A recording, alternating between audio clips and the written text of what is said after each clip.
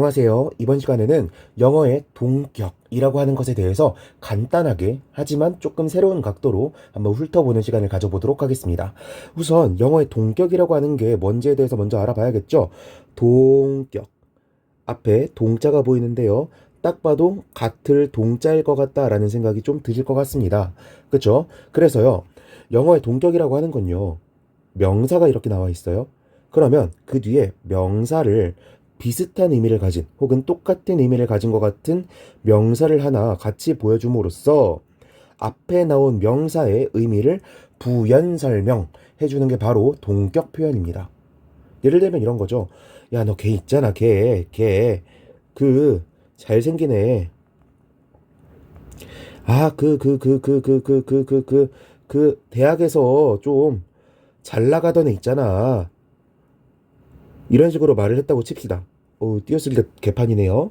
자, 그러면 우리는 자연스럽게 뭐라고 받아들이게 되죠?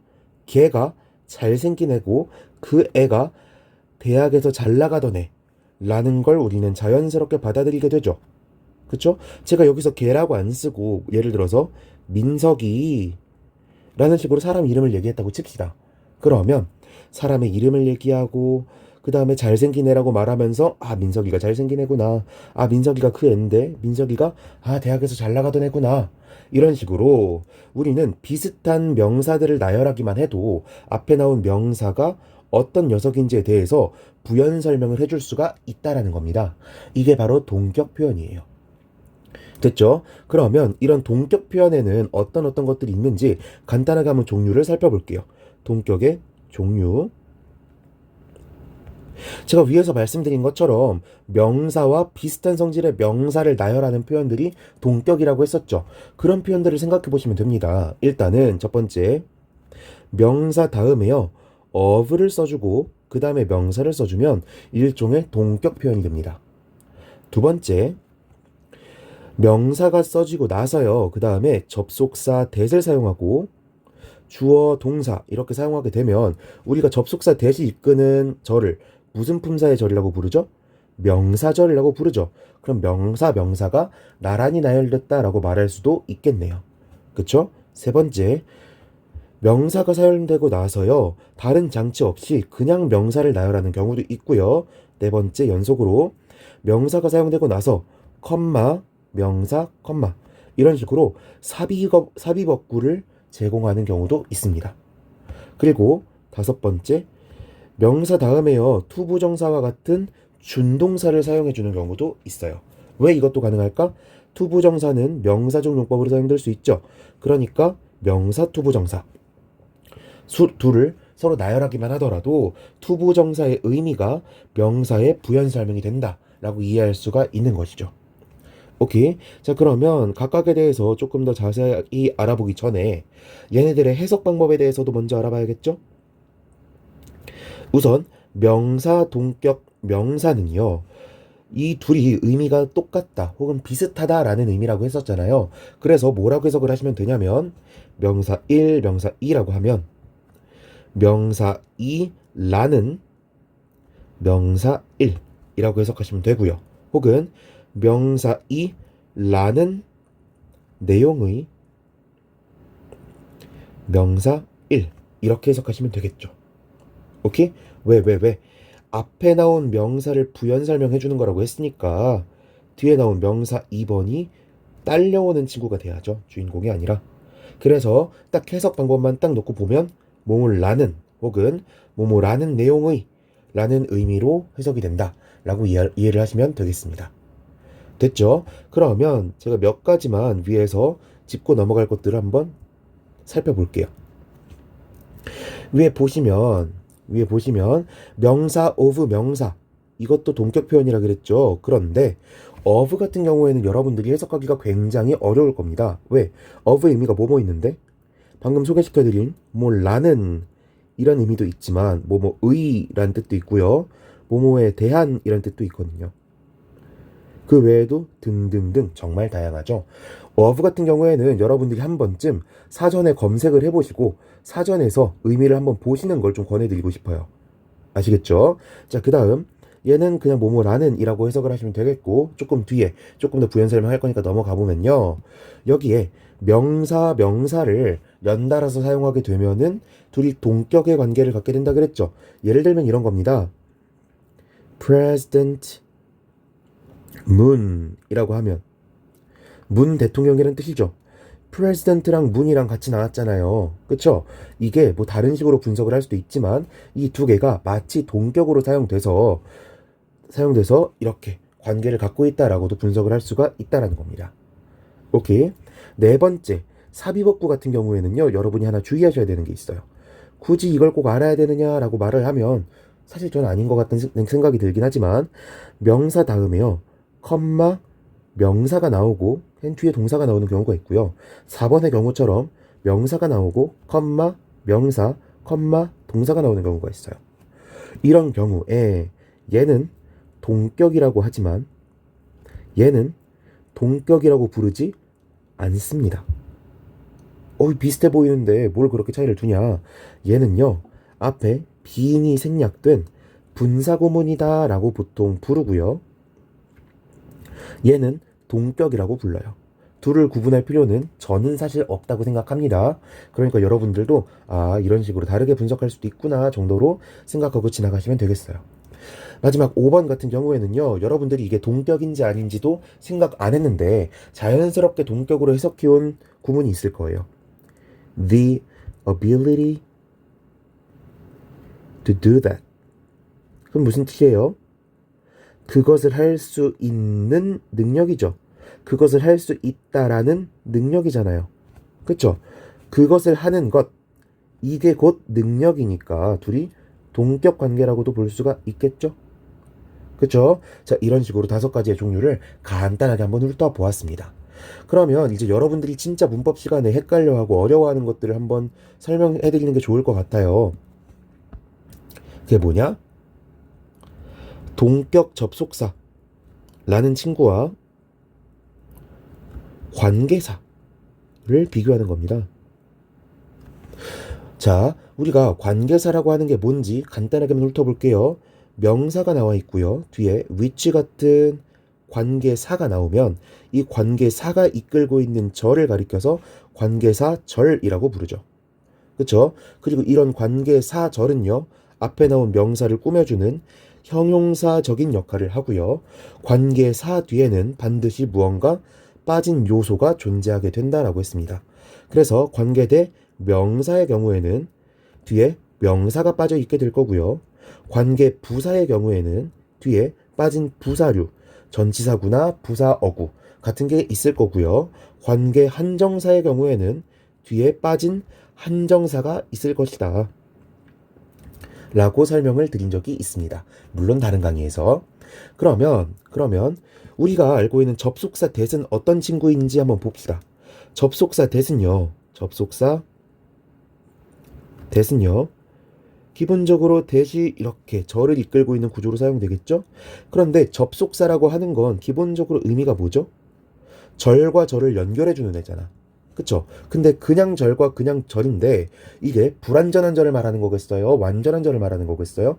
당연히 완전한 절과 완전한 절을 말하는 거겠죠. 그쵸? 완전한 절과 완전한 절을 연결하는 게 접속사일 거란 말이에요. 그러면 다르게 말해보면 접속사 뒤에는 완전한 절이 올 것이고, 그러면 뒤에 빠진 요소가 있다 없다? 빠진 요소가 없다라는 겁니다. 이해되셨죠? 그러면 관계사와 접속사의 가장 큰 차이점은 뭐예요? 뒤에 빠진 요소가 있느냐, 빠진 요소가 없느냐, 이 차이가 되는 거죠. 오케이. 그런데 우리가 동격 접속사라는 것과 관계사라는 것을 헷갈리는 데는 이유가 있어요. 왜? 우리 관계사 문제를 풀 때 보통 어떻게 풀죠? 관계대 명사 다음에는 불완전한 문장이 와요. 이렇게 외우죠. 관계 부사 다음에는 완전한 문장이 와요. 선생님에 따라 다르겠지만 관계 한정사 다음에는 완전한 것처럼 보이는 문장이 와요. 라고 설명을 할 거란 말입니다. 오케이? 그러면 우리가 완전이란 불완전이란 말에 대해서 다시 생각을 해봐야 되는 거예요. 왜? 관계 부사 뒤에도 부사가 빠진다며. 근데 왜 완전한 문장이 온다 그래? 자, 우리가 완전이란 말과 불완전이란 말을 제대로 이해하셔야 되는 거예요. 우리가 완전, 불완전이란 개념을 사용을 할 때는요, 빠진 문장 성분이 있는지 없는지 여부를 따지는 겁니다. 문장 성분. 그런데 이 빠진 문장 성분이라고 하는 건요, 철저히 오형식 기준이에요. 오형식 기준이란 게 무슨 뜻이야? 오형식 기준에서는 문장 성분의 종류가 뭐밖에 없죠? 주어, 동사, 목적어, 보어. 주어, 수어, 목적어, 보어. 이렇게 4개밖에 없단 말이야. 그쵸? 근데 관계대명사가 동사를 생략시키진 않는다 라고 배웠을 거니까 빠진 문장 성분이라고 하면 주어나 목적어나 보어가 빠진 게 있는지 없는지를 물어보는 거라고요. 다시 다르게 말해볼까요? 주어 자리엔 무슨 품사가 들어가요? 명사. 목적어 자리엔 무슨 품사가 들어가요? 명사. 보어 자리엔 무슨 품사가 들어가요? 명사와 형용사. 즉 빠진 명사가 있으면 그 문장은 불완전한 것이고, 빠진 명사가 있으면 그 문장은 불완전한 것이고, 빠진 명사가 없으면 그 문장은 완전한 것이다 라고 설명을 하고 있는 거라고요. 오케이. 저는 이 구분이 좋은 구분이라고 생각하지 않지만 여러분들이 학교에서도 학원에서도 과외에서도 인강에서도 이렇게 배우셨을 거니까 저도 이런 구분을 따라갈 거예요. 됐죠? 그러면 접속사 뒤에도 완전한 절이 온다 그랬고요. 관계 부사 뒤에도 완전한 절이 온다 그랬어요. 그쵸? 그러면 이 두 녀석만 따로 떼놓고 한번 구분을 해볼게요. 관계 부사와 접속사. 그러면 이 둘 다 뒤에 뭐가 올 수 있어요? 완전한 절이 올 수 있어요. 완전한 절이 올 수 있어요. 그쵸? 그러면 관계부사랑 접속사랑 무슨 차이가 있지? 이제 멘붕이 오기 시작할 거예요. 아, 아니야. 우리 접속사 that은 명사절이라 그랬고 일반적인 관계사절은 형용사절이라 그랬어. 아, 둘은 다르네. 라고 생각을 하실 수도 있겠지만 제가 아까 뭐라 그랬죠? 명사, that, 주어, 동사 이게 동격절이라 그랬잖아. 그래서 물론 맞습니다. that절이 명사절로 사용되는 건 맞는데요. 마치 뭐처럼 보여? 앞에 나온 명사를 꾸며주는 형용사절처럼 보인다고요. 오케이? 제가 지금 처럼이라고 강조하고 있는 거 꼭 기억하셔야 됩니다. 그리고 동격의 해석을 보니까 뭐뭐라는 뭐뭐라는 내용 뭐뭐 니은으로 끝나거나 뭐뭐 의라고 해석되면 형용사라고 배웠던 것 같단 말이야. 그러면 그냥 접속사 that은 명사절일지도 모르겠지만 동격 접속사 that은 형용사절처럼 사용되는 거 아니야? 관계 부사절도 형용사절처럼 사용되는데 이런 생각에 도달할 수가 있겠죠. 그럼 구분하기가 더 힘드네. 관계 부사 자리에는 when이나 where 같은 WH 단어가 오지만 동격 접속사로는 that이 쓰이잖아. 차이가 있네. 라고 또 구분을 하고 싶으시죠? 그런데 관계 부사 자리에도 that이 사용될 수가 있어요. 뭐야? 그럼 둘이 차이가 뭐가 있는 거야? 없어 보이죠? 자, 둘의 차이는 원론적인 걸로 따지셔야 되는 거예요. 형태상으로는. 관계 부사 뒤에는요, 우리가 완전한 절이 온다라고들 하긴 하지만 사실은 아무튼 부사가 빠져 있기는 한 거라고요. 그쵸? 그런데 동격 접속사 뒤에는 진짜 완전한 거예요. 진짜로 뒤에 빠진 요소가 단 하나도 없는 게 동격 접속사예요. 이게 형태상의 구분입니다. 그 외의 것들로는 구분을 할 수가 없어요. 오케이? 그러면 우리가 문제풀이 할 때는 어떻게 해야 될까? 문제풀이 할 때는요, 문제풀이상으로는 동격 접속사 대시나 관계 부사나 똑같다고 생각하시자고요. 이렇게 푸세요. 오케이? 그런데 우리가 원론적으로 문법을 따질 때 혹은 해석을 할 때는 동격은 내용을 보충해주는 뭐뭐라는 이라는 녀석이고 관계 부사절은 그냥 뭐뭐는 이라고 해석되는 그냥 수식어니까 둘이 다르긴 하구나 정도로 인지만 하고 지나가시라고요. 오케이? 둘이 같지는 않은데 같은 거라고 생각하고 그냥 지나가자 라고 이해를 하시는 게 훨씬 공부하시기가 편할 거라는 겁니다. 여기까지 이해되셨죠? 자, 여기까지 훑어보시면 일단 동격에 대한 전반적인 내용은 다 아시는 거예요. 그런데 제가 여기서 학교에서 잘 가르쳐주지 않는 내용을 살짝만 알려드리고 이번 강의를 마치도록 하겠습니다. 그래야 강의가 20분은 채워질 것 같고 여러분이 이 강의를 듣는 보람이 있을 것 같아서요. 오케이.